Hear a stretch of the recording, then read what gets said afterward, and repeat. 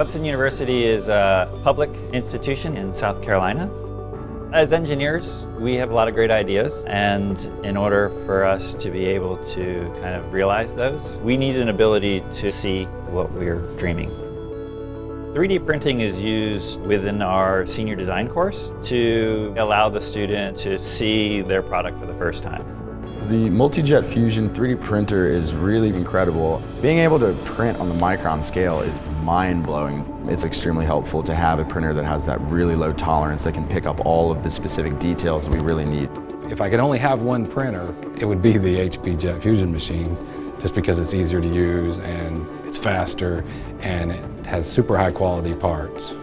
These stronger parts are actually allowing the students to do physical testing on their apparatus.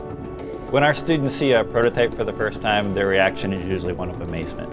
It's fun to watch them when they first come in and I give them their part and they go, wow! The first one that we printed, it was pretty incredible actually, because we put it in and the next day we were able to pick it up. We can just take all the projects that we get at the end of the day and put them in the printer, and I come in the morning and by 9 o'clock I have all the parts ready for the students to pick up. We started using color for everything now. I can print the black part, the red part, and rainbow colors and everything all in the machine at one time.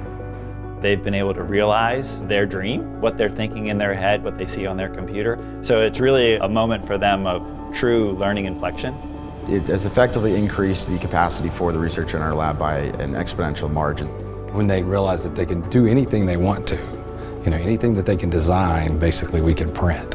I think that's going to change what they want me to print.